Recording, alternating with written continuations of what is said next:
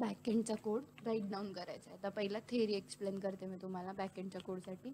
तर आता backend code कुठे येणार आहे, जो काय मी हा बटन क्रिएट केला आहे ह्याच्या आधी अपलोड फाईलचा, इथं मला सगळा बॅकएंड कोड लिहायचा. ज्यावेळेस माझा अपलोड फाईल येईल त्यावेळेस लेबलवर काहीतरी टेक्स्ट मला डिस्प्ले करायचा आहे. तर फाईल अपलोडचं बटन क्लिक इथे आहे, अपलोड फाईल. आता आपण अपलोड फाईलचं बटन ID तिथं दिला आहे, तो तिथं येऊन जाईल. ओके.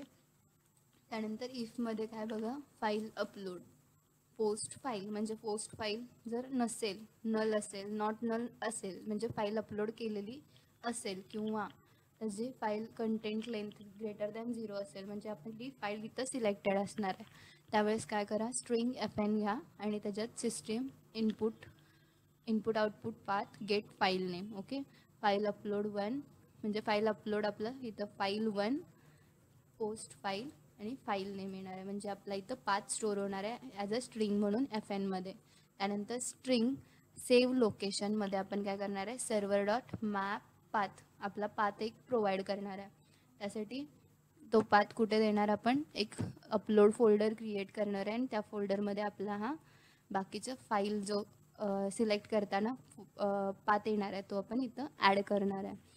म्हणजे आपला फोल्डर अपलोड फोल्डरमध्ये आपली ही जी काही सिलेक्ट केलेली फाईल येईल ती स्टोअर होणार आहे. त्यासाठी नंतर हे पाथ तर सिलेक्ट करून झाला, त्यानंतर फाईल अपलोड 1 पोस्ट फाईलमध्ये जर सेव्ह ॲज म्हटलं तर सेव्ह लोकेशन म्हणणार आहे, सेव्ह ॲज करणार आहे मी इथं. आता जी फाईल सिलेक्ट केली आहे ती आधीच सेव्ह असणार आहे, त्याला सेव्ह ॲज करणार आहे. सेव्ह ॲज करून तो कुठं सेव्ह करणार, सेव्ह लोकेशन, जी आपण इथं सेव्ह लोकेशन पाथ क्रिएट केला आहे, म्हणजे आपल्या फाईल फोल्डर अपलोडमध्ये ती सेव्ह होणार आहे फाईल, सिलेक्टेड फाईल. आणि नंतर फाईल अपलोड स्टेटस डॉट टेक्स्टमध्ये काय करणार मी, the file has been uploaded, म्हणजे हा काय आहे, आपला लेबल आहे लास्टचा बटन नंतरचा, तिथं फक्त काय करते, द फाईल इज अपलोडेड. नंतर जर काय एरर आला, एक्सेप्शन आली, तर काय केलं आहे, कॅच एक्सेप्शन EX ऑब्जेक्ट दिला आहे. त्यानंतर फाईल अपलोड स्टेटस डॉट टेक्स्टमध्ये काय केलं, एरर म्हणून EXEचा मेसेज इथं प्रिंट आउट केला. आणि जर फाईल सिलेक्टेड नसेल तर त्यावेळेस काय करणार, एल्स टाकणार आहे, file upload status text please select file to upload. Okay. त्याप्रमाणे आपण बॅकएंड कोड करणार आहे.